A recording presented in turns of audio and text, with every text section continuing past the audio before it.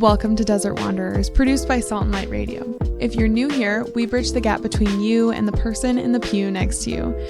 I will be interviewing priests, religious, and laity in our local Boise diocese, asking questions that'll help you navigate your vocation and help build community wherever you are with whatever resources you may have.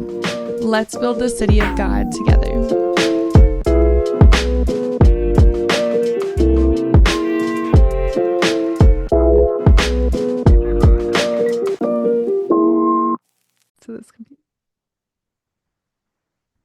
Good morning, Teresa. How are you? I am doing fabulously. Thank you. Thank you. I'm excited. You're actually the first guest that we've had on twice. Oh, So I I know, feel isn't that honored. exciting? Oh my goodness. Yes. What a privilege that is for me to be I on the show know. twice. Well, I'm so excited because, okay, we kind of alluded this actually to the Advent episode that we were going to have you come on and kind of talk about Easter because, again, I think the main point of this episode today is Easter is such a long celebratory feast. And guess what? Most people only celebrated on Easter Day or the Easter octave, right? So, but it goes until Pentecost, right? And so that's such a long time. And I think it's a beautiful opportunity. Like, if you're really taking feasting and fasting seriously, that if we're fasting, we really need to be feasting for that time. So, I guess with that being said, I'm just so excited to talk to you today and to get prepped for Easter as it's right around the corner here. So yes, there's kind of two, in my mind, there's two struggles with the celebration of Easter, and you've alluded to this. The first is Easter is indeed the feast of feasts. And yet do we really celebrate it like that? And, our secular world certainly doesn't cooperate with us. We, there's a challenge of, of just that, well, I'm going to say Christmas sort of eclipses Easter. And yet Absolutely. the reason for the incarnation, the reason that Jesus was born, so that he would die for us and rise again. So, as St. Paul says, if Christ had not risen, our faith would be in vain. So, right there, we have to sort of readjust, reframe how we think about this great solemnity and how do we celebrate it so that not only do we know in our minds that it's the Feast of Feasts, but we really believe it in our hearts. And how does especially if you are responsible for little people, how is it that these little people can know that as well with confidence? The second issue is, and again, as I said, you alluded to it, it's 50 days. How do we celebrate this for 50 days and not lose steam? Again, many people just they celebrate it on the day. And I look back at myself in the early days of celebrating Easter, and there was a sense of satisfaction when I vacuumed up the last of that little Easter grass on Easter Monday. And I thought, okay, we checked this off our list. We've done our Easter celebration, and now we can move on. So, uh, I, um, I had to sort of rethink how I was going to do this. Now, actually, to celebrate Easter properly, it first depends on the fact that you've observed Lent. A person who doesn't fast cannot appreciate the feast. The person who has not carried their cross, who has not died to self during Lent, cannot appreciate the resurrection. They won't be more Christ-like if they haven't gone through their Lenten observances. Now, when I had little children, things were different than now when my children are adults and it's just my husband and I for the most part. But when we were celebrating or observing Lent, there was a lot of hands-on activity that we did in preparation. And all of these hands-on activities, I'm thinking, I made like a Lenten path with stones that went through Lent, indicating every day of Lent, bringing leading to an empty tomb. I did had a Lenten tree, a bare tree that throughout Lent we put little leaves on, green leaves to represent our sacrificial offerings, our works, of prayer, fasting, and almsgiving. And at the bottom, I have come that you may have life. So they could see this tree becoming more foliaged in a sense. There was the bean jar. I had a What's the bean jar?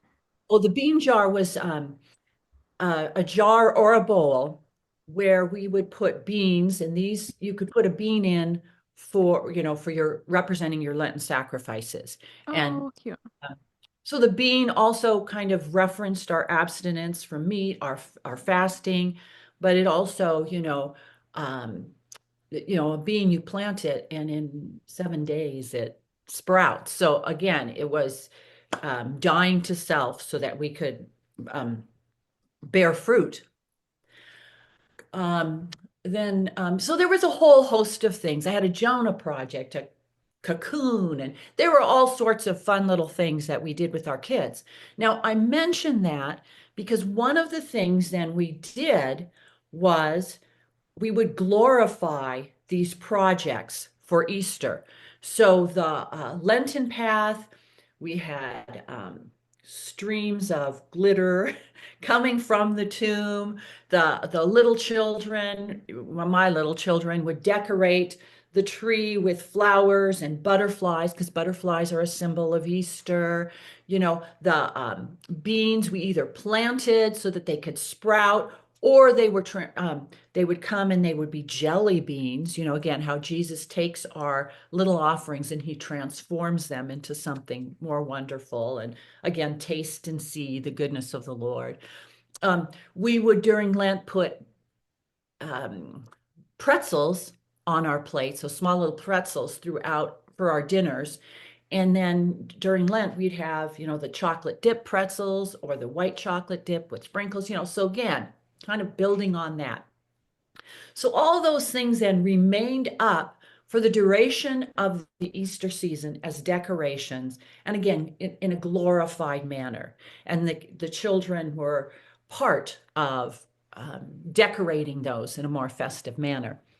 But in many ways, so I'm kind of getting ahead of myself because the last season before the church season before Easter is the Triduum, the Hmm. shortest, but by far the summit of our church year.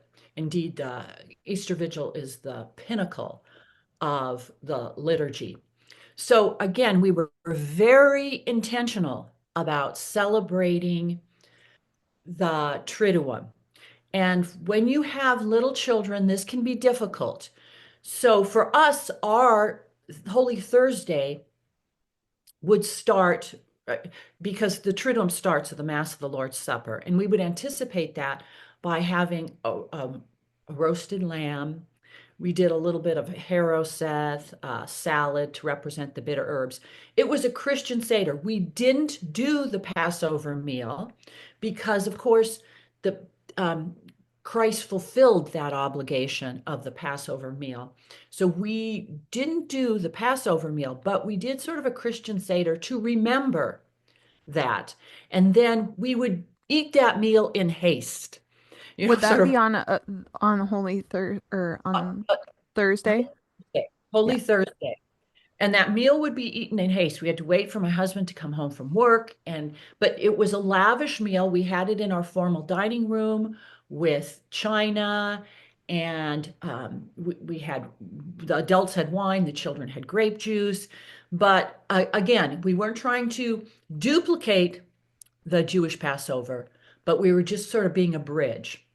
And then from there, we would go to Mass. And the children, they would wear their church clothes. We would go to Mass and celebrate the Mass of the Lord's Supper, and then even go over to the altar of repose and spend a little time there. Oh, of course, the children are small. We could only do, as I said, just sort of a touch base almost kind of thing. My husband or I would go back later in the evening, put the kids down, and one of us would go, and maybe we'd tag team there. Of course, as the children got older, they could stay longer. Some of them could even drive on their own. One of the traditions that developed organically in our home, and this was amongst my older children, they would come home and watch The Passion of the Christ Yeah. by Mel Gibson. And that became a tradition that they developed on their own. So then the clothes were laid out again, and on Good Friday, we would attend the Stations of the Cross at noon. We would practice the silence from noon to 3. Oh, I should have said I would serve hot cross buns in the morning of Good Friday. I serve them because they're a very Catholic custom. So much so that Queen Elizabeth, I think it was Queen Elizabeth the First, not the most recent Queen Elizabeth, she outlawed um, hot cross buns because they were so connected to Catholicity. So anyway, the spices are to be reminiscent of the spices in the tomb. Monks made them and would cut them with a cross. We've in years since have put, not me personally, but the custom has been to put icing cross on top, Mm. which to me was kind of, I had a lot of difficulty with that because I didn't want to start my Good Friday with something sweet. Some people just replace it with flour paste to make the white Mm. cross, or just cutting them before you bake them into a cross shape. Yeah. I even had a hard time putting raisins in them because they were kind of sweet. So sometimes I didn't even put the raisins in it because again, it just sort of like, I don't know, it tastes too good, you know. Um, but anyway, and then of course the evening we would go return to church. Oh, maybe I should go back to 12 to 3 silence. That can be really difficult for little children. Yes. And so I remember when I was growing up and when my children were little, I would give them some sort of activity, an individual activity that they could focus on. Maybe it might be coloring pages of the Passion of Christ. Maybe even starting with his triumphal entry, but again, the crucifixion. Um, you might. I would have my sometimes send them outside, and they would like make little Easter gardens. So that was piling up rocks to make a little tomb, or you could even do that in the home if you had like a big cookie sheet with a jelly roll pan with edges, and if you wanted to put dirt in there, or however you wanted to do that, they would sometimes go out and they'd take little sticks to make the crosses on their hill of Calvary. But again, a source of meditation for them. Or you can have them even themselves draw the scene. I do have to say the activity of creating a garden of Arimathea was a lot. It involved a lot more time, and so, Yeah. and a great source of meditation for them.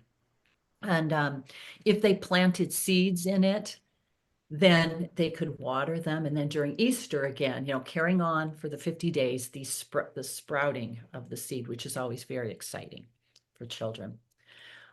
Again, that's different for us now because now we can practice silence for that time and make it a solemn time.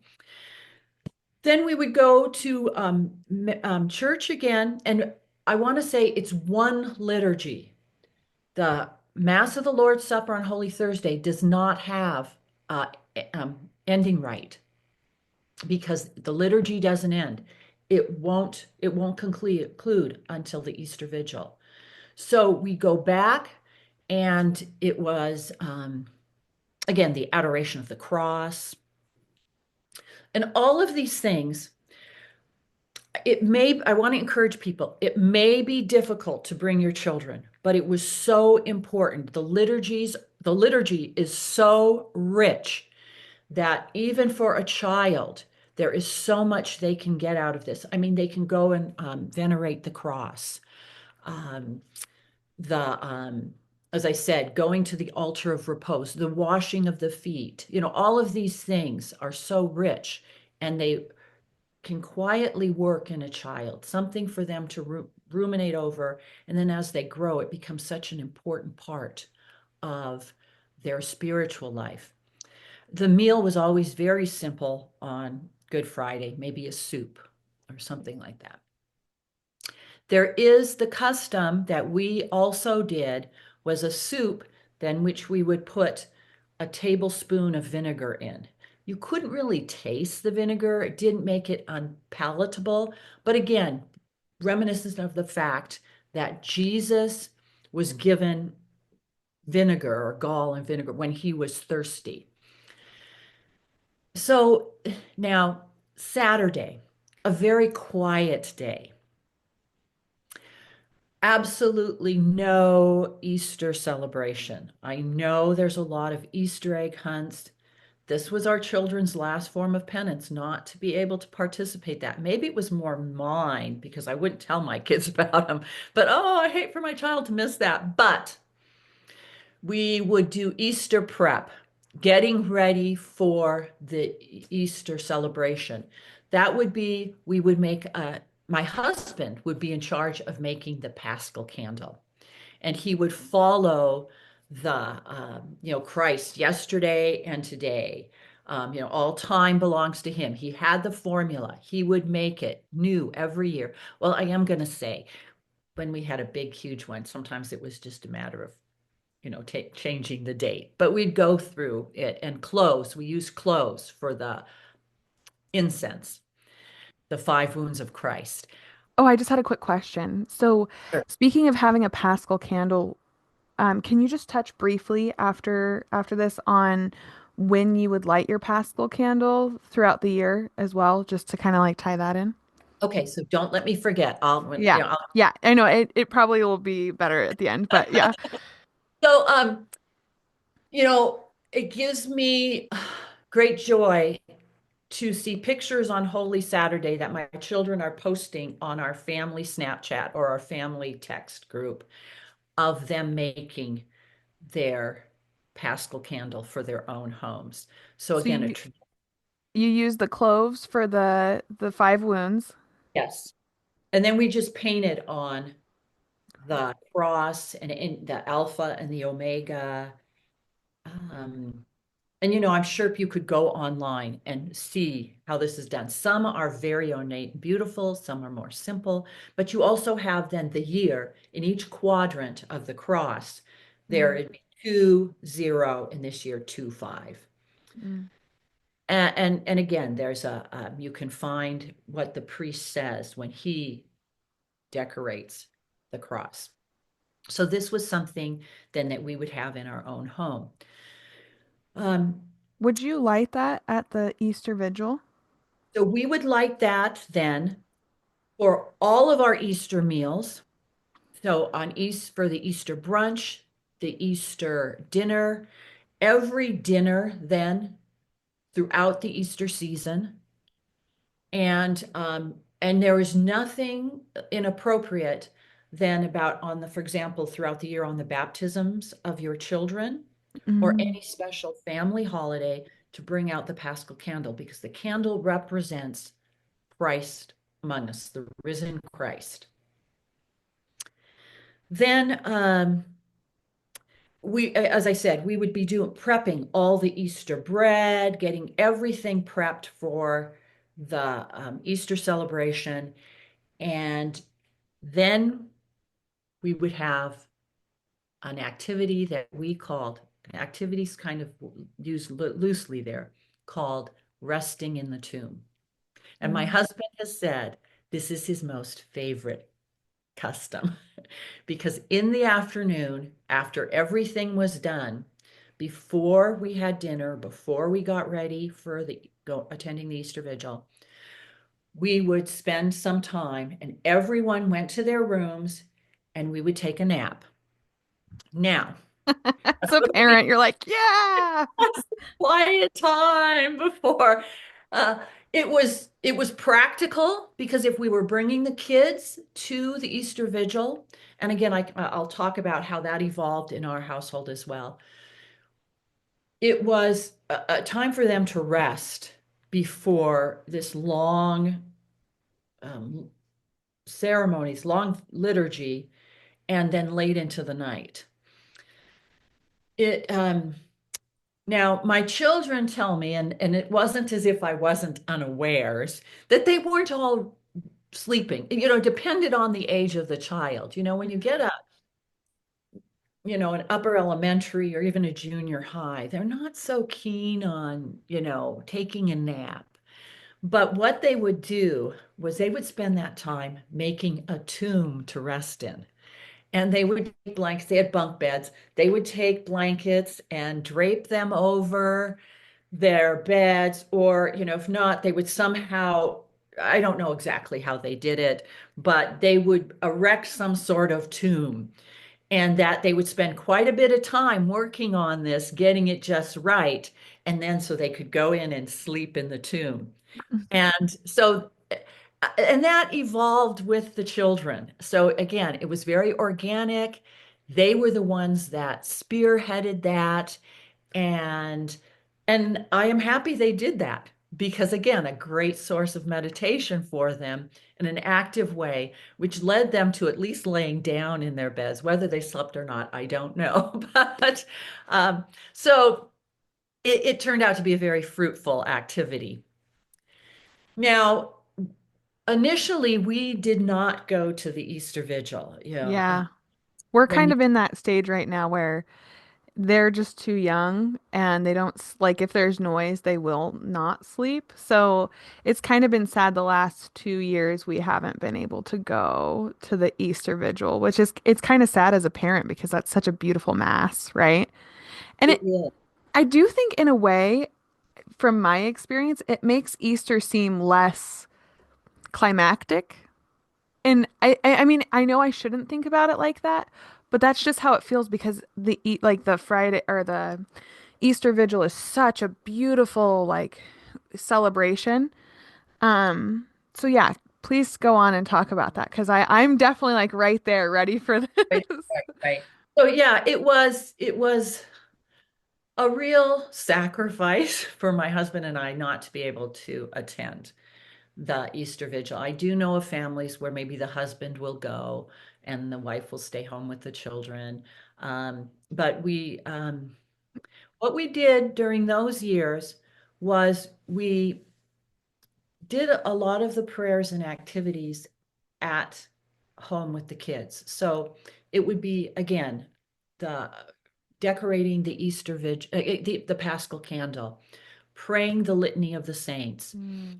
Um, maybe doing some of the readings, if not all of the Old Testament readings, which are so lovely because they take us on a journey that leads to, the New Testament and to the resurrection.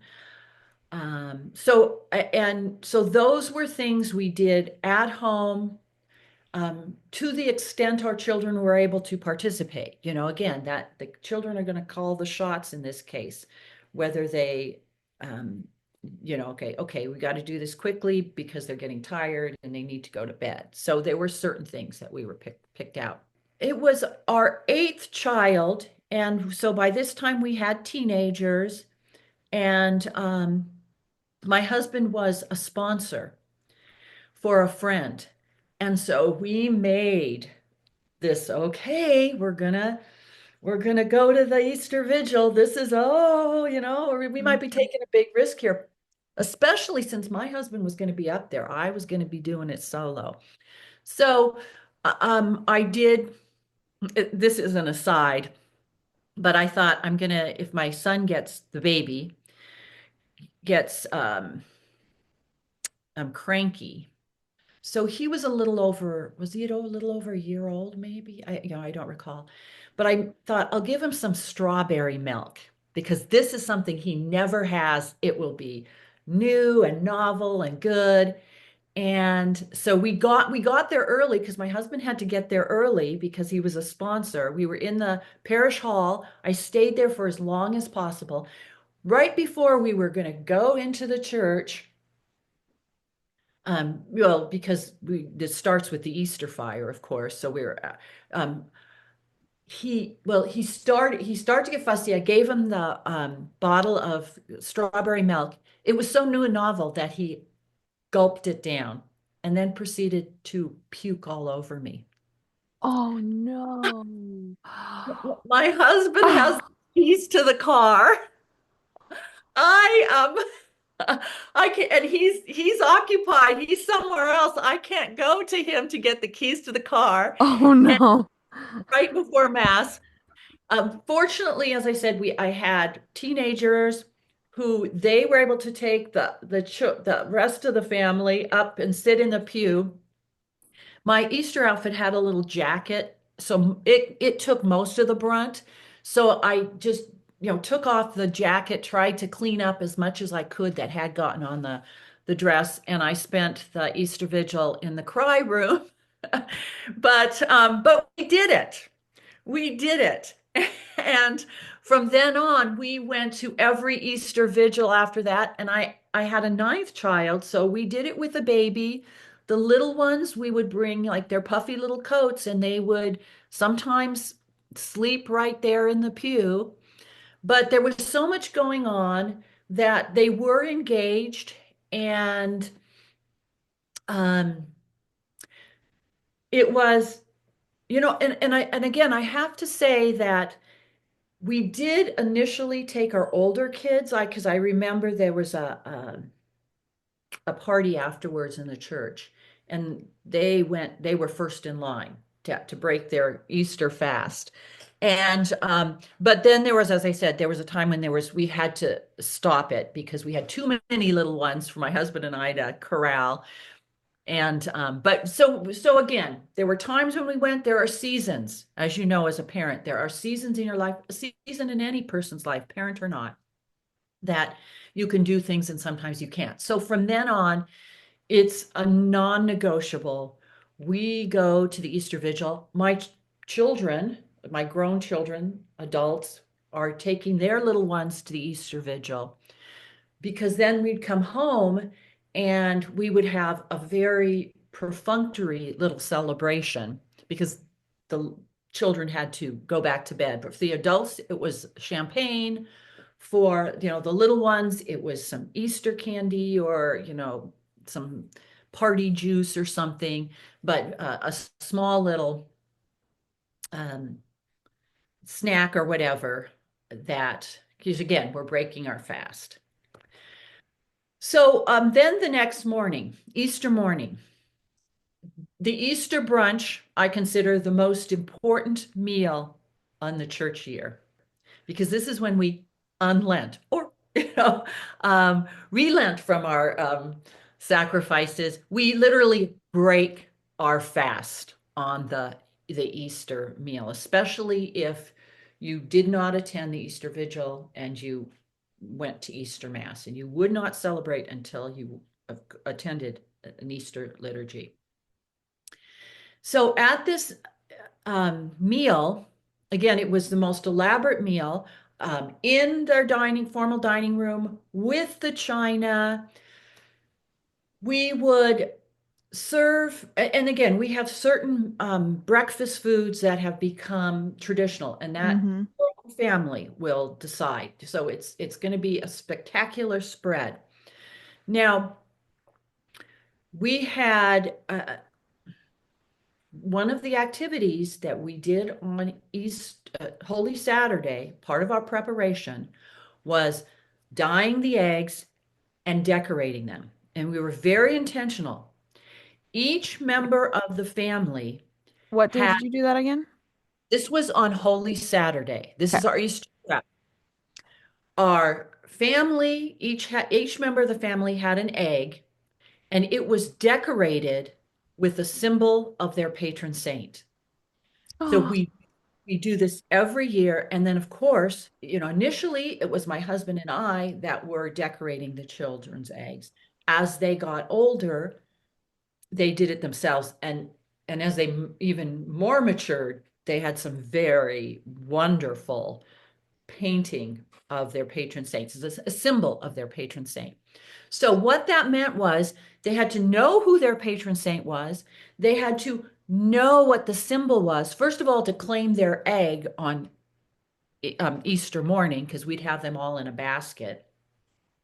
Or if they were decorating themselves, they became very familiar with their symbol of their patron saint.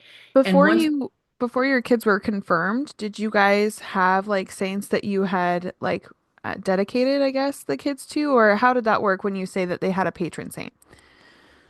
so my husband and I were always intentional about naming our children after a saint. Mm-hmm.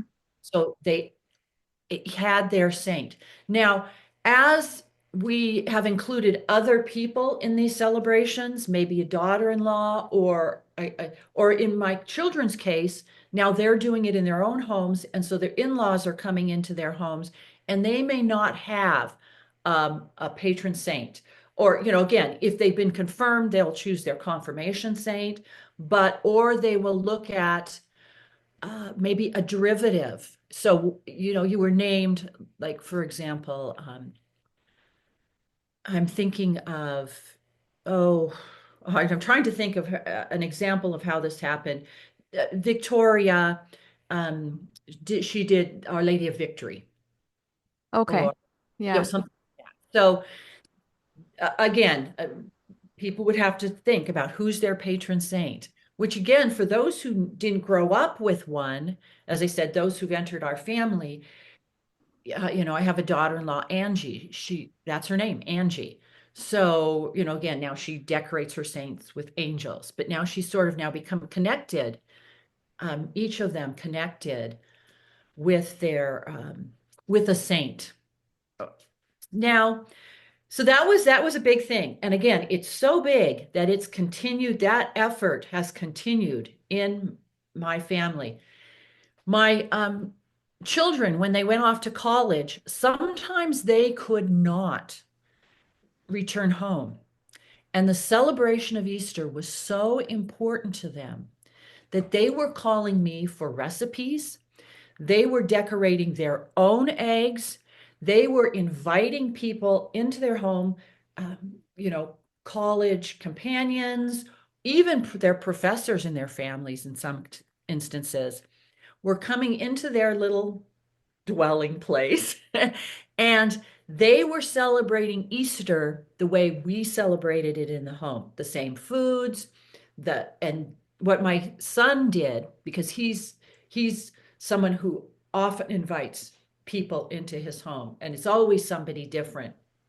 Um, they all decorate their egg on Easter. So when they come for the Easter brunch or the Easter dinner, they're decorating their egg. So everybody's responsible. So he doesn't have to do all of them, which is something is very smart. I wished I had thought about that because sometimes you're decorating oodles of eggs. So anyway, now there we have certain blessings for our food. And I'm sure one could Google there was the blessing of the Easter bread. So we would make sure that we had some special bread that we would bless on that day. And then there was the blessing of the eggs.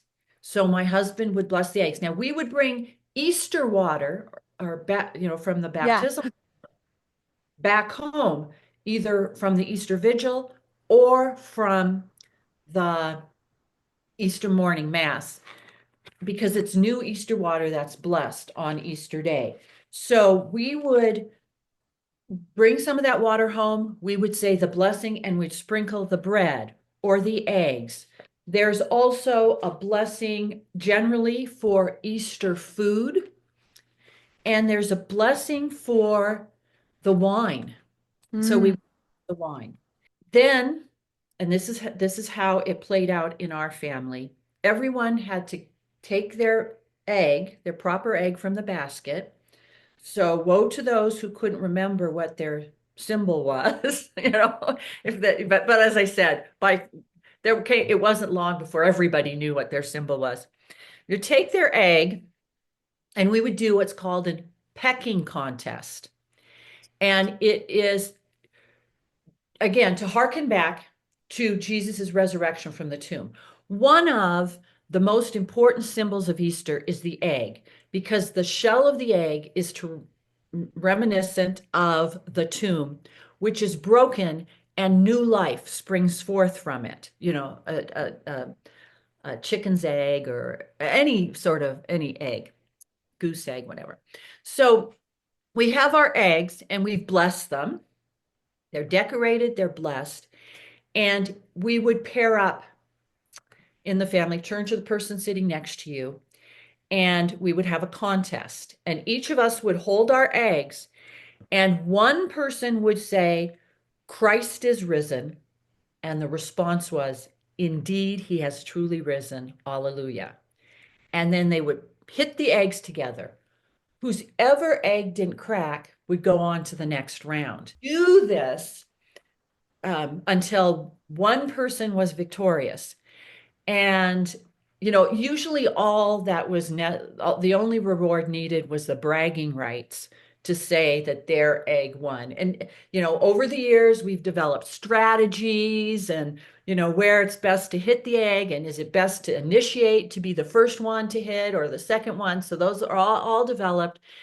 And again, as my children are all over the United States now, throughout Easter Day, we're getting pictures of um, the winning egg and the bragging rights to whoever won that. Um, so that, as I said, that was a custom that was important. We now to eat either lamb or ham. Mm. The lamb, my husband prefers to have the lamb at dinner.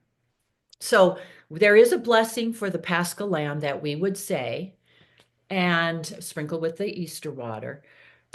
And the reason for the lamb, it was to indicate our continuity with the Old Testament, because the Passover lamb was sacrificed, which was to prefigure the Lamb of God, Jesus, who would sacrifice himself for us to save us from sin and death. If we were having lamb for Easter dinner, we would have some ham incorporated in our Easter brunch. And that was to show our discontinuity with the Old Testament, where now Jesus came to fulfill the law, not to abolish it.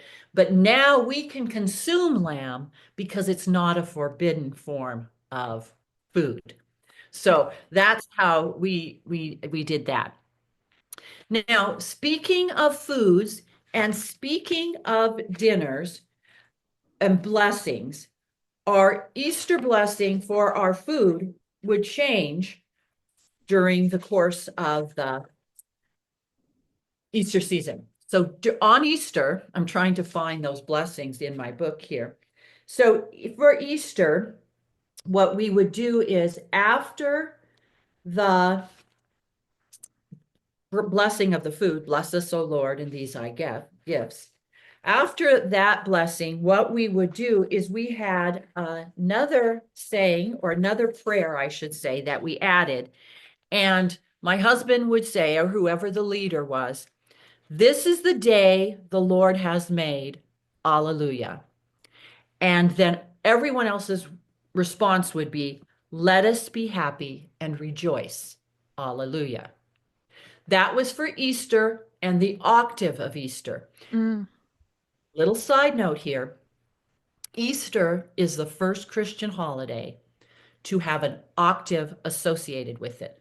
So in the Old Testament, there would be octaves around the Old Testament feasts, but Easter is the first Christian holiday.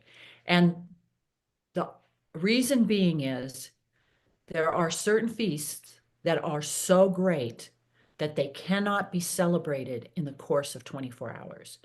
So we have a whole octave. God sees time differently than we do because he lives outside of time. So we get a little hint of that now and then, and we get a hint of it now in the octaves, because in the octave, Easter Day is literally 8 days long. So Easter Monday is Easter, Easter Tuesday is Easter, up until the second Sunday of Easter, which is Easter. So again, on the octave, we would say that prayer, this is the day the Lord has made. Now, for the remaining days of Easter, again, we want to continue the celebration.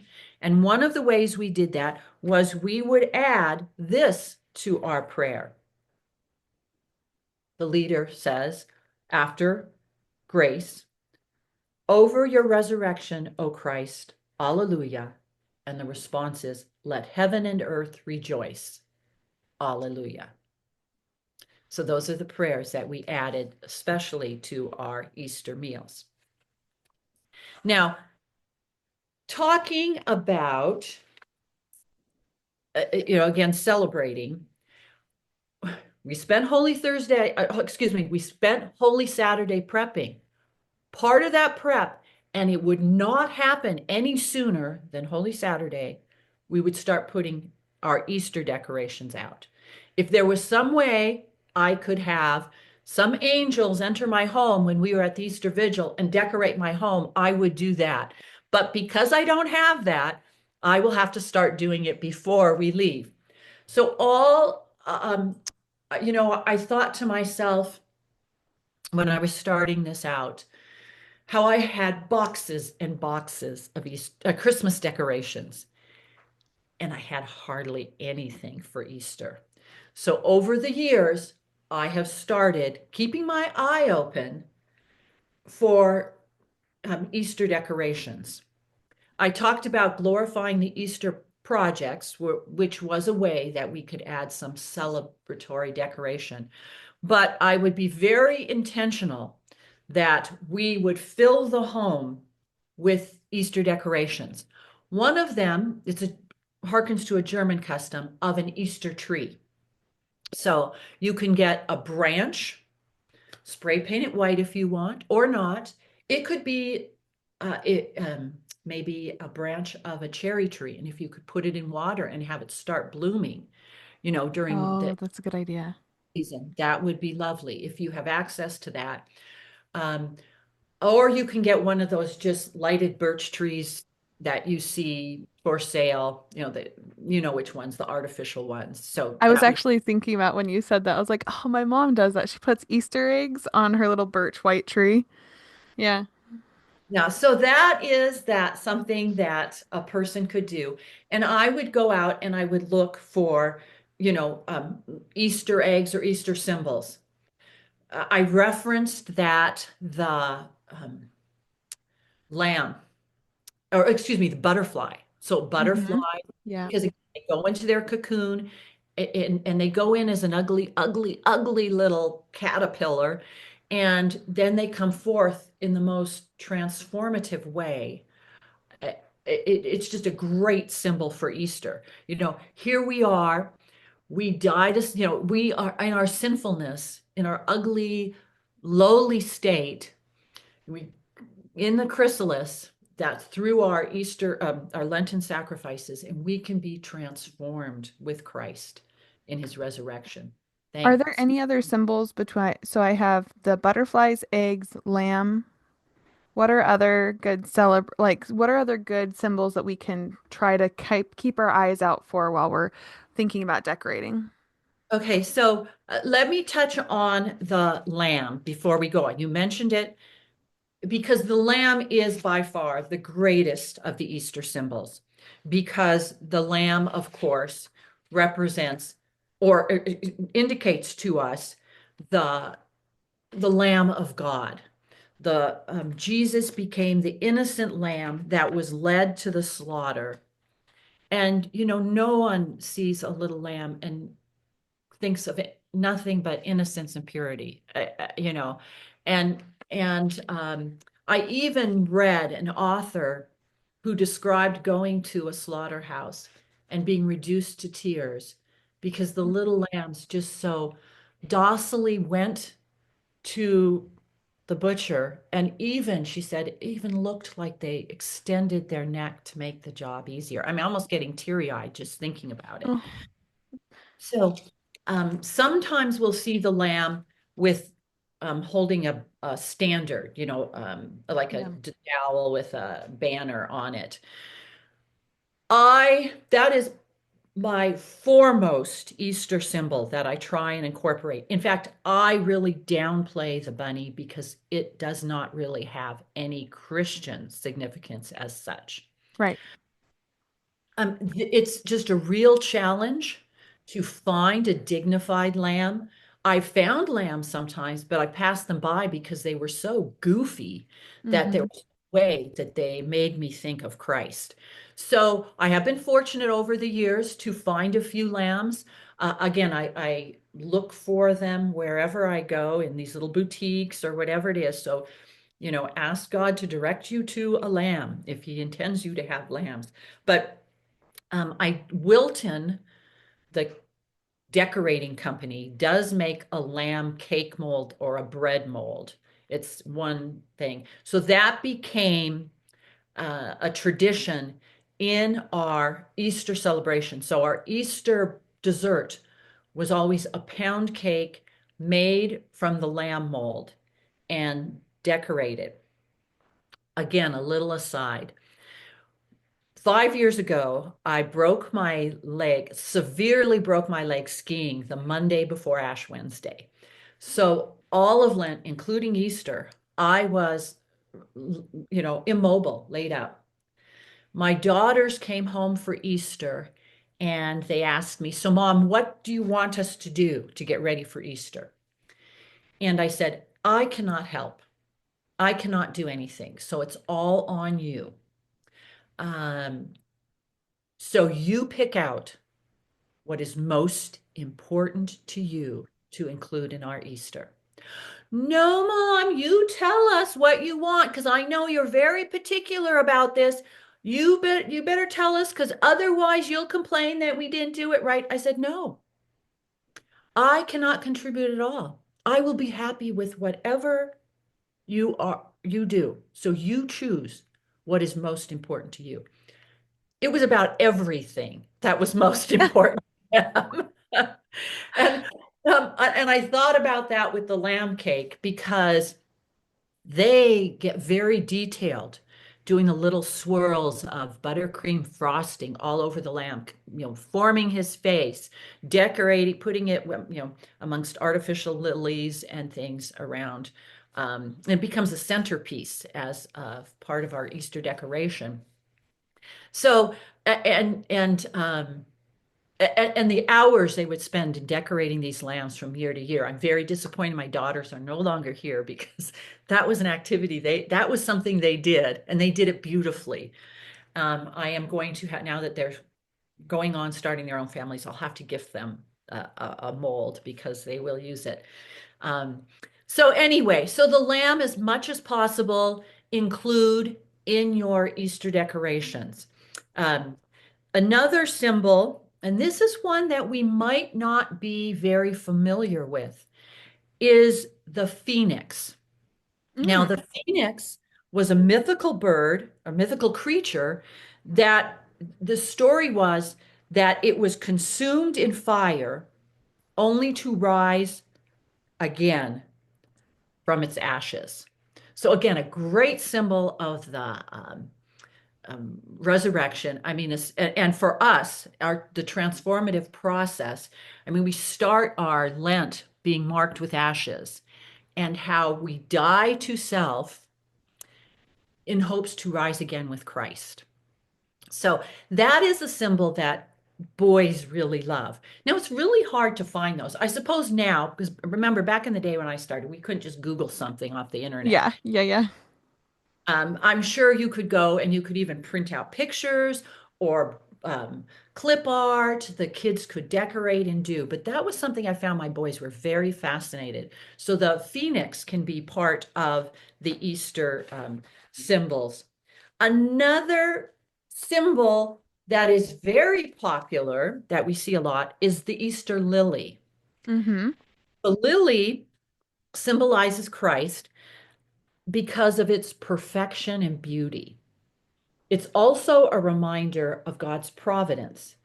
We think about when Jesus said, "Consider the lilies of the field, they neither toil nor spin. Yet Solomon in all his splendor was not arrayed as these."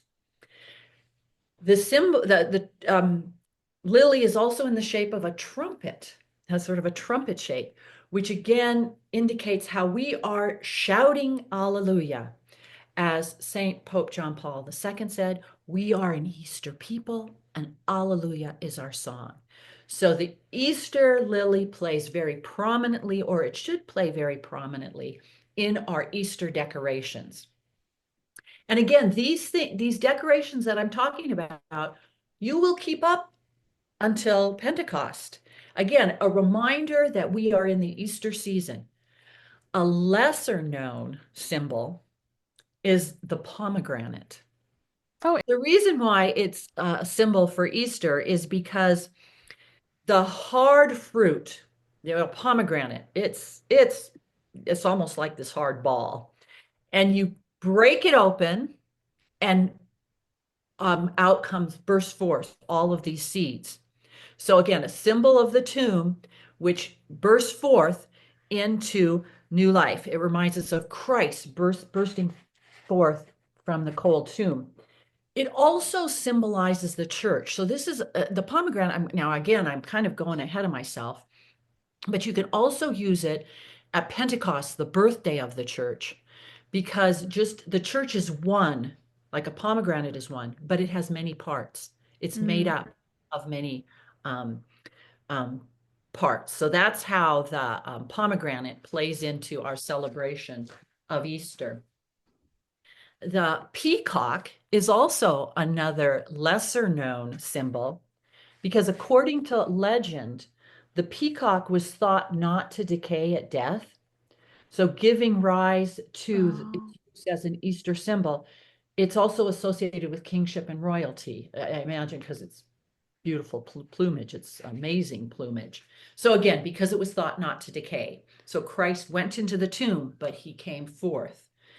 Uh, the rooster, we remember Christ telling Peter before the cock crows 3 times, you will. mm-hmm. But the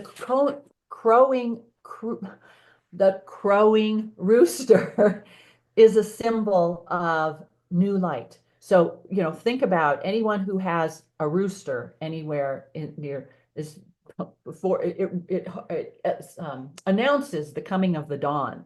So it's again associated with Saint Peter, but we think about the dawn when we hear the rooster, which actually I should have said the rising sun is Yes. a symbol of the resurrection. You So know, the rooster announces the rising sun.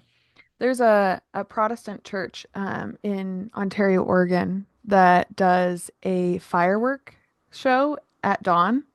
Oh, And so it's kind of a cool like tradition, but my family started going. They don't go to the actual location where the church is. They go up onto the like hill ridge and they have like a bonfire kind of thing in the morning and they watch the sun come up, and as the sun is coming up, the Protestant church down below, they light off these fireworks. So it's a fireworks show, and that's usually when you have your coffee. And again, they go to the I think it's if they don't go to the Easter Vigil, I think they do go to the 8 o'clock mass. I think it's a silent mass in Ontario. So they are kind of breaking their fast ahead beforehand because they're having like tea cakes with their coffee and stuff before mass. But it's kind of a beautiful celebration. And again, going back to the rising sun and to the dawn, it's actually a pretty cool tradition to have this giant celebration with the sun coming up. so yes, because the rising sun is a play on the words. In English, the rising sun of God, and then we see the rising sun. And again, it also, I think, more than that, as you say, we have got this period of darkness that we have gone through, and now we have the light that comes, and the light that destroys darkness. So again, light plays very prominently in Easter. We have the the Paschal candle. We on the Easter Vigil, we come into a darkened church. Well, I should say the church is dark, and outside we have the Easter fire. A new fire is lit, and then from the Paschal candle, we light our candles and they're lit, and then we process into the church, and the church is then illuminated with the light that of our tapers. This is very hard to describe, but I don't know if you can see Yes. that monogram there. Yeah. So in this monogram, it is made up of a cross where the cross beam is in the center, and there's some Greek letters. The top two quadrants are the Greek letters of the um, first word of this phrase. Let me say it so I say it properly. Jesus Christ Victor. So that's the top two quadrants. You have the first letters of the saying Jesus Christ Victor in Greek. Below it is Nika, or we sometimes say Nike, but Nika, which means victory. Oh, So that is the monogram. And I talked about eggs, and I talked about some of the activity. I'm just going all over here. I should do it in a more organized way. But we will decorate eggs like that as well and hide them for our Easter egg hunt. But we also on our Easter tree will have eggs the monogram. decorated with the monogram or a rooster or a phoenix or a peacock, so all the different symbols of Easter. Then for our table napkins and that kind of stuff, I use white. And the reason why white is not only because, again, white is a color of purity and sinlessness, but white also represents the eternal light that has no spot or stain. And the color white is, you can't make something whiter. I mean, white is Right. white. You can't, so you can't do like a shade or hue. You can make a lighter blue or a darker blue by adding more, or by adding white, more color to the blue, or actually you put white in there to make it less blue. We can have different um, shades like a crew or champagne, but they're not whites. Right. There's an addition of another color to make those shades. Or maybe I should say white is added to a certain color to create those shades of ecru or champagne, beige, taupe, whatever. So white is a pure color. And so that's why white is the color that we use in our liturgy, white and gold. And so I bring those into my home. I have gold placemats, white napkins. I try and incorporate white as much as possible. And I will use this all through the Easter season. As again, a reminder, we are in the Easter season. This is part of our celebration of the Easter season. Um, On the door of my home, I will have a wreath.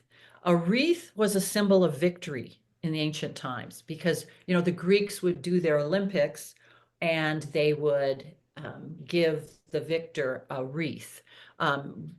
Soldiers coming back from the army coming back into town after a victory, wreaths would be thrown into as a way of honoring them, I guess, as we'd throw confetti, I guess now. So the laurel branch actually is a symbol of Easter as well, because it's a symbol of victory. So I'd make a green wreath. I would put some artificial little lilies in there, and I would have a banner. Um, that would maybe it would say, this is the day the Lord has made, or something like that, that I would adorn on my front door. Some people will use as a centerpiece, will make a wreath, and again, use that and maybe have the Paschal candle coming out of it. because again, the wreath is a symbol of victory. So those are some decoration ideas. We bury the Alleluia during Lent. So now here I am going back. Before I had a sign that said Alleluia in very beautiful letters. And the tradition was to bury it in the ground and then unbury it at Easter. What we did in our house, one of the children would hide the our little sign that in beautiful calligraphy that they would hide it. And then at Easter, they were charged with going finding it, so unearthing it in a sense, and we would display that then on our mantle. I've heard other people, and I like this idea as well, that they take the wooden letters, so Alleluia, and then on Palm Sunday, they take out the A, and then on Monday of Holy Week, the L, and they until they have Alleluia. Oh, that's Um, beautiful. Hmm. Sometimes I take this um, sign that said Alleluia. I would photocopy a copy for each of my children, and then they would decorate it with glitter and stickers and whatever they wanted to. And that would be their Alleluia sign to display during the Easter season. So those were some of the ways that we would decorate during the for Easter and during Easter. And I'm sure there are probably others that I haven't remembered. But some of the things we also did was I would refrain from buying and wearing new clothes during Easter, save the clothes for Easter. I would go out and buy new Easter clothes. Um, maybe it might be a new tie for my husband or something if I wasn't going to buy a whole new outfit, something new. But each of the kids, because they grew, they got new clothing. And again, we try not to buy new clothes or wear new clothes during Lent. And the reason behind that was in the past, Lent was for catechumens Hmm. and church. And the last week of Lent, they would not change their clothes. And on Easter, then, when they were baptized, they were given a white garment to wear. Now, we know at our baptism, we have a white garment that we have signifying that we have now put on Christ. And so by refraining from, you know, wearing new clothes during Lent, so we just not, and it's not like we have to wear the same outfit. Our closets are overflowing. In fact, a great Lent project is to cull your closets, get rid of some of those extra clothes. But everybody would wear new clothes because, to remember our baptism when we put on Christ, um, and as well, how we died. And like the people entering the church, we too had to have to go through a period of penance and conversion. Um, to be more conformed to Christ come Easter. So, and then, you know, we're going on, I've been talking about how we just pull out all the stops for Easter, flowers. We mentioned the Easter lily, but any type of flowers in the home. Throughout Easter, I would treat myself for the 50 days of Easter, maybe every Sunday, get a fresh bouquet to add to our table. Um, I talked about putting pretzel that's, chocolate covered or yogurt covered on our plates. Also, maybe a jelly bean on our plate. Um, and again, this could go, this is also a way to divvy out the Easter candy so it's not consumed Mm. and then you become sick of it on Easter. But it could go throughout Easter where you bring out, just a little bit. Uh, we There are many different activities that one can do. I talked about the pecking contest. The beauty of not celebrating Easter just on one day has a ripple effect, both in foods and activities. So, for example, the egg rolling contest. This was activity where you would take an Easter egg and you would roll it, and it would meant to roll it into a chair or a piece of furniture or whatever. The intention was to break it so you could eat your Easter egg. So, if you can't do that on Easter, you can't do all of the fun things on Easter. Now you can do it throughout the Easter season. Apparently, Dolly Madison brought the tradition of the egg rolling contest to the White House. Well, actually, it was actually to the Capitol. She invited children to roll their eggs down the Capitol stairs. And when the Rose Garden was planted in on at the White House, that activity got transferred to the White House, and the children would roll their eggs on the lawn of the Rose Garden. Now, in our family, we have a little hill in our yard, so we would go to the top of that hill, and everyone would have an egg, and the idea was to see could whose egg could go the furthest without breaking. Certainly, you could try and take that egg and just hurl it across the lawn, and it may go the furthest, but it would probably break in the process. So, again, a lot of fun, a lot of strategy, a little bit of competition. I talked about the Easter egg hunt. We would normally do that on Easter Sunday, but again, you don't have to. And even the way we did our Easter egg hunt transformed over the years. We'd have the eggs hidden in our living room. The children would go out, starting with the youngest, and they could collect the obvious ones. And then the older ones could come out and they would be able to find the more difficult ones. We always had one egg that was white. We didn't dye it. And in gold lettering was written Alleluia. And whoever found that was given some special privilege. It might be that, I had a chocolate lamb or a chocolate cross for them. Or it might be simply that they got the first serving of dessert, just some special privilege, not something too big that, would cause some disappointment for those who didn't find it. But again, um, to add that to it. As I said, our kids, as they got older and there became less and less of them who wanted to participate in it, we did one Easter egg hunt one year when my daughters came home with bringing college kids with them, their college friends. And so we paired them up. I went out there and in our lawn outside, I just randomly put Easter eggs all over the lawn. They would pair up. One of the pair would be blindfolded. The other one would stand on our patio, and the one who was blindfolded had an Easter basket, and they had to yell directions to the other one.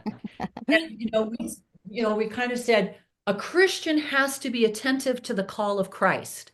There will be lots of distractions. And so again, they're hearing all sorts of people yelling directions, but those directions might not be for them. I mean, so they had to distinguish who their person was, recognize their person's voice, and follow their directions to get the Easter eggs. So again, you modify these things to your crowd.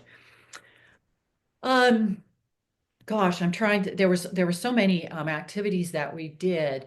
Even dyeing the eggs. I would buy several dye kits because throughout the Easter season, we'd run out of dyed eggs, and so we would dye some more. These Easter egg hunts we could have several, invite different groups. As I said, you could have one for little people or one for older people, and they could happen throughout the Christmas season as you wanted to have an Easter party. We've done Easter piñatas before where we Mm. invited children over and we had a piñata, something that's relatively new. And you could do it either well, I would say during the octave, because again, every day is Easter. is the Easter run. So I learned about this just maybe last year. My son was the one who alerted me to this. Someone calculated that they figured the distance between where Peter and John were and the tomb was a distance of 3/4 of a mile. And we read that these two apostles ran to the tomb, and the younger one got there, but waited until the head of the church, Peter, the head apostle, got to the tomb. So, again, you could do a Easter run or walk, 3/4 of a mile, not that difficult. So those who are somewhat athletically inclined could go ahead and run the full 3/4 of a mile. Or you walk, or, someone's in a wheelchair, you can push them for the 3/4 of a mile.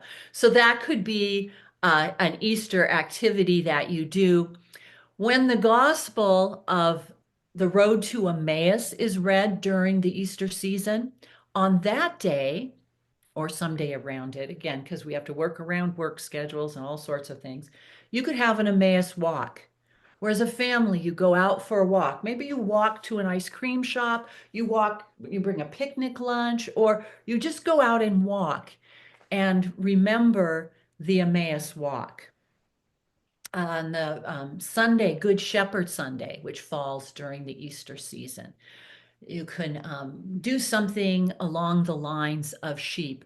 For my little ones, I would just photocopy on cardstock a figure of Jesus and put little tabs so he could stand up, and sheep. And we put our little names on it. And, each of us would have a little sheep around Jesus. I've seen them where and I did this actually when I taught school. We wrapped portions of toilet paper rolls so that they could stand, and we just wrapped a picture of a little lamb around it, a little drawing, and then used a whole toilet paper roll to make the figure of Christ. We'd wrap that in a drawing of Jesus. um, you could read that together as a family. The little ones could play with the figurines. Again, if you can find lambs, the decorations of lambs, to put that out.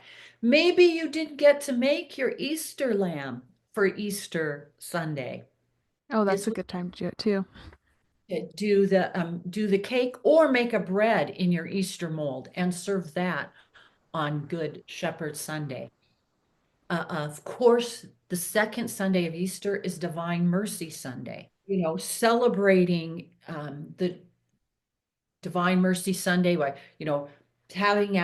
bringing out an image of Jesus, the image of the Divine Mercy, um, doing an Sunday, ice cream sundae with some maybe a blueberry sauce, and then a strawberry sauce coming down from each side, representing the rays.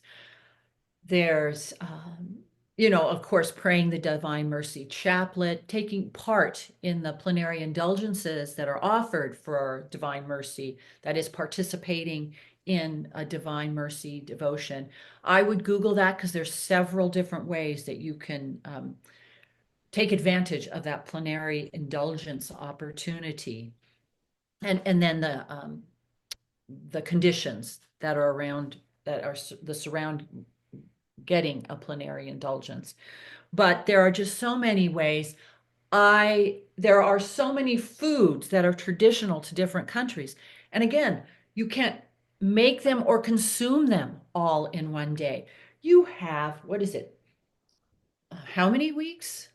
At least 50, I know it's 50 days. Is it 7 weeks of Easter? So that you can make, oh, like for example, the Ukrainian poppy seed cake. I come from Ooh, yeah. my paternal grandparents were from the Ukraine. So we like to do that. And that's made in like a bun pan, or it's a round shape, because of, again, God's eternity. And then this poppy seeds, because unless a seed can die, won't burst forth. And if it does die, it will yield 100-fold. So, that's something we can have. There's the Greek Easter bread where they have the bright red eggs that are baked in this bread in the shape of a cross. Again, you can make that during the Easter season. Any of the lovely foods that people like to have at Easter, you have all 50 days, or at least, what is it? What I think, maybe 7 weeks of Easter. I want to say it's seven, but don't quote me on how many weeks there are. To try out a different recipe, to try out some new dessert, to try out some new um, dish. As I said, if you don't have ham on Easter, you can have ham on any other Sunday during Lent or something where you use your ham in some ways. So again, God is so good. He gave us 40 days of fasting, but 50 days of celebration. And we have so many different ways to do that. And the Spirit will lead you. You will run into oh my gosh, a beautiful picture of a lamb or a beautiful statue, a little shape of a lamb or something. Oh my gosh, how did I ever find that? Or just, oh my gosh, this is easy. We're going to do this, as I said, or we're going to have these people over and do this. And look what I found. I found this beautiful whatever, or this beautiful recipe, or, incorporating flowers in your food, making focaccia where you put edible flowers on it. Yeah. You just can't even exhaust the possibilities. Would you say that the easiest thing might be because again, I think the reason that it's hard to not like it's easy, sorry, what I'll say is that it's easy to stop celebrating Easter is because it's not like you get a time off from work for 50 days, right? So would you just try to suggest, I guess, would your suggestion be to just be very intentional on the Sundays of Easter for that season? Would that be more of the idea there? Or how would you, when you're coming up with these ideas or you're deciding to do certain things, what does that season like? How can we be more intentional without getting drowned out? You know, First of all, remember that it's God's project, not yours. Mm, And so, however it goes, you just like, for example, you may have these grandiose ideas and they fall flat, and you say, this is God's will for me. There was something that He wanted me to focus on, or something He wanted.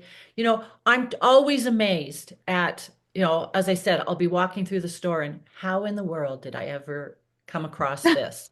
yeah. Some little thing. And, um, so you have to leave room for the Holy Spirit, and God's working with you. He's not working against you. But in practical sense, you have to do what works for your family. And as I've given you stories of how our family has evolved and how things have developed organically within the family, even amongst the children. As your kids get older, they'll be taking on more things. They'll be introducing things. So you could start with just focusing on the Sundays. I want to say that every Sunday is a little Easter. Right. So in Hmm. our family, we we do, of course, we attend church either Saturday night vigil or on Sunday. But we also have a special brunch on Sunday. This will be done, all the meals on Sunday are done in the formal dining room with the china, with whatever, the silver, the crystal, whatever. So that's how we mark that. Um, and then during the octave, it will be the same thing. Our meals will just be like they were in Easter. Hmm. Again, so if people are coming home from work, they're coming home from school, but we can still, have our meal in the formal dining room. Light the Pascal candle, as I said, have the flowers. Um, and Another then thing is some people do they abstain from meat every Friday throughout the year. Some people do, some people don't. I know that most of us, not all of us, do that during Lent. But I know that other things, like another thing that just popped in my mind is definitely in Easter, you're not abstaining from meat on Fridays, right? well, so you'll have to check canon law with this. Now, canon law says that we have to do some form of penance on Fridays. This recommended, is to abstain from meat. If you don't abstain from meat, do some other form of penance. I'm glad you brought this up because during the octave of Easter, every day is Easter. That means we are not allowed to fast on a solemnity. So the Friday, Easter Friday, is not a day of fasting or penance. So you don't have to abstain from meat. You don't have to do any form of penance. Now, during the Easter season, we do not fast, but you can still abstain. And this makes me think Mm, of, and I'm okay. glad you said this, the rogation days.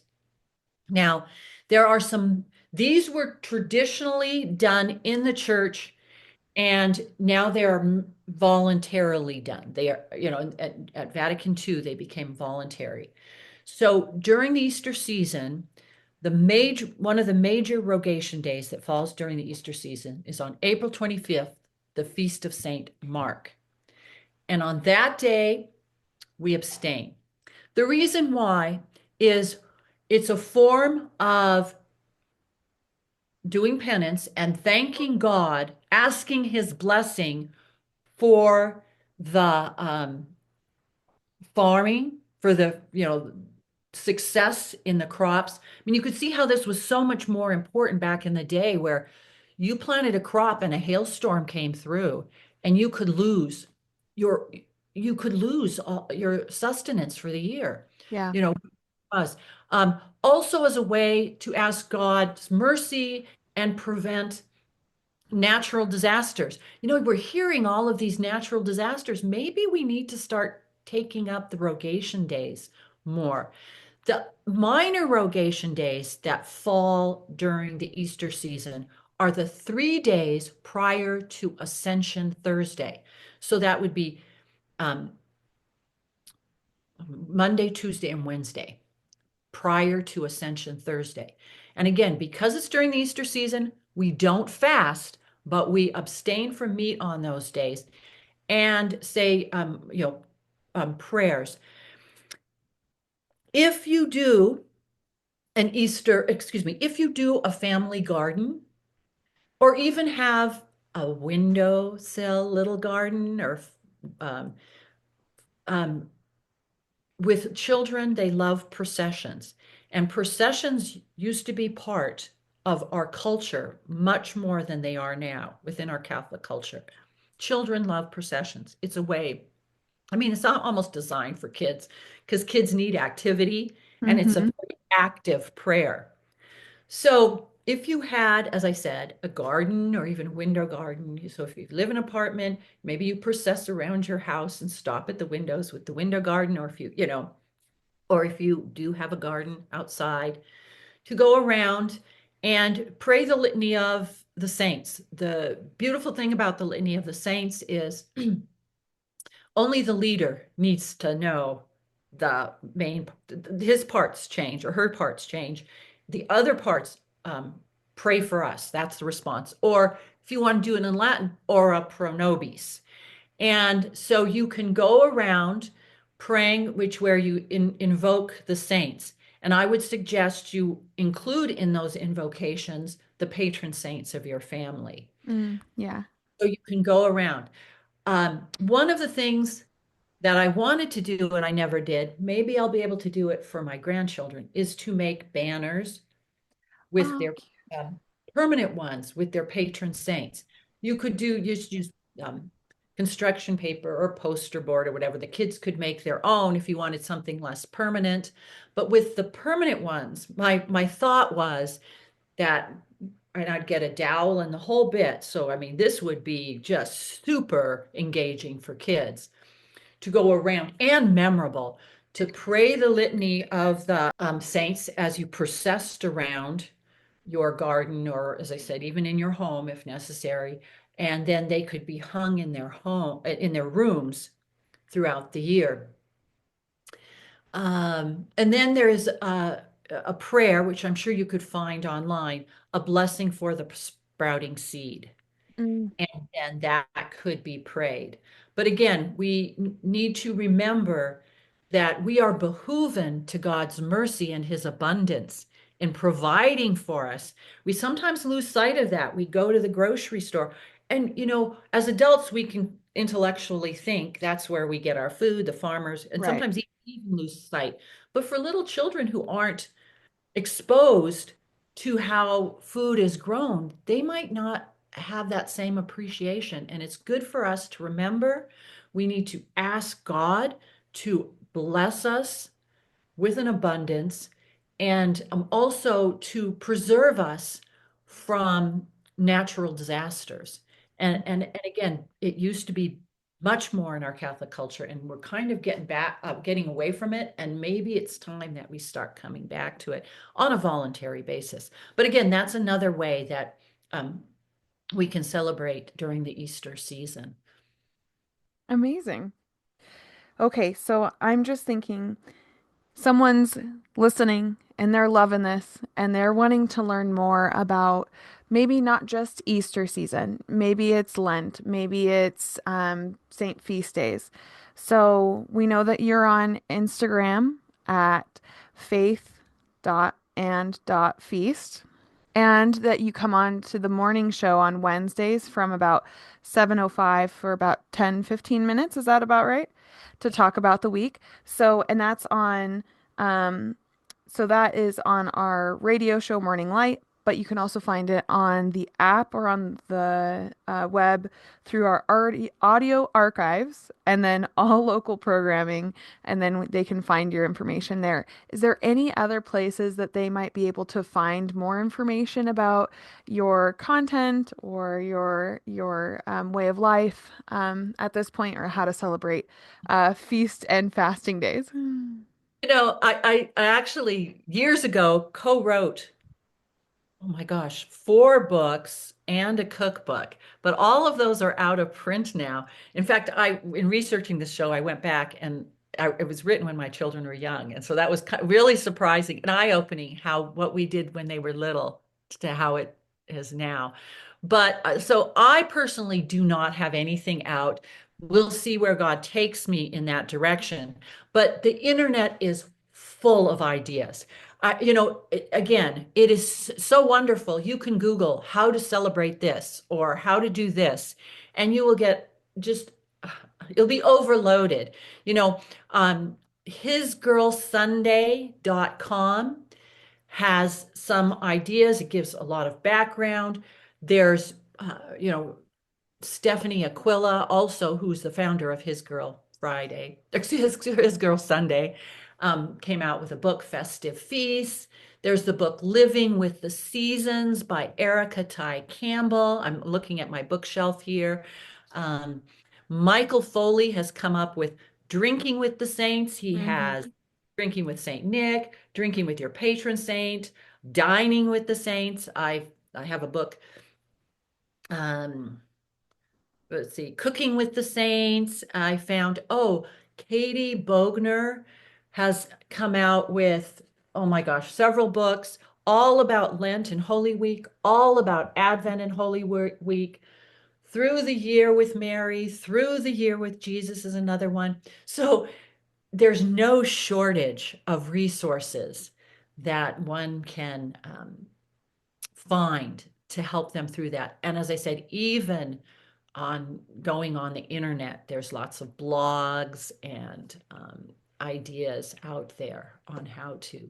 I do want to push people to your Instagram though, because I know that you said that I know as all of us we go through seasons of when we're able to do more or less, but the posts that you've put out on Instagram, I've just loved them, and you do such a great job with the Saint Feast days and sending messages out to your kids about how to celebrate, and I just think that's a really beautiful. So if anyone has um, if anyone can, I would say please follow her on Instagram because her posts are amazing.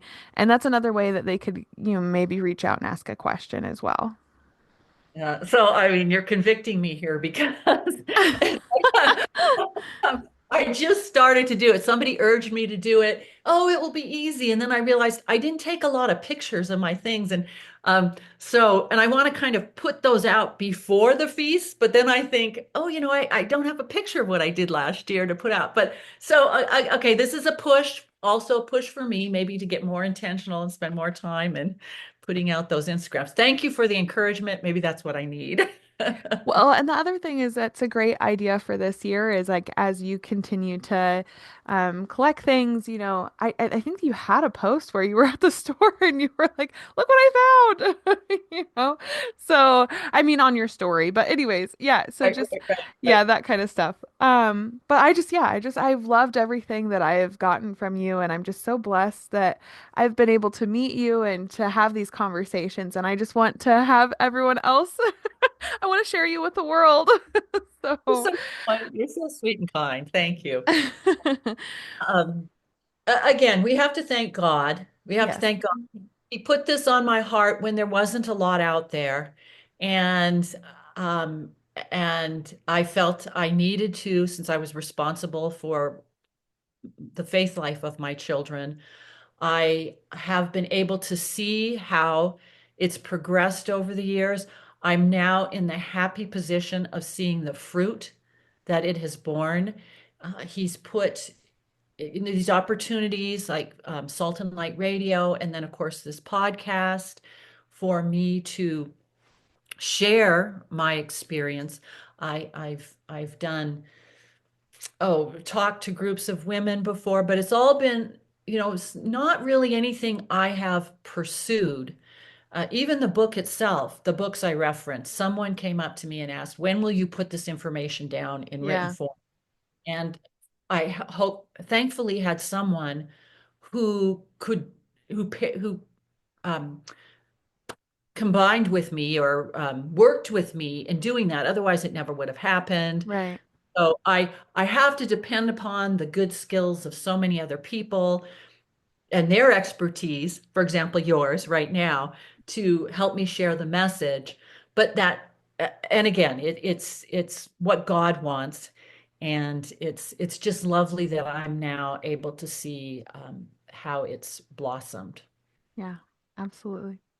Well, thank you so much, Teresa, for coming on the show today. And I am so excited to start kind of thinking about the things that I'm going to be doing in the next couple of weeks and preparing for this, and then also just celebrating Easter through the whole 50 days. So, thank you so much for coming on the show. And I'm sure we'll have you on again as well. Well, thank you. I would love to come back. You can see I love to talk about this. So this kind of thing. So thank you so much. Thank you so, so much.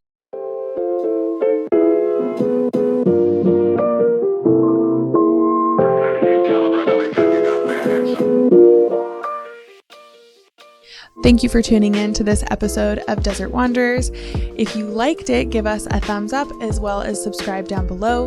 We're produced by Salt and Light Radio, so you can find us on social platforms at Salt and Light Radio or Desert Wanderers Podcast. We produce episodes every week and we launch them for you on Wednesdays. So make sure to tune in for next week's episode and we'll see you then.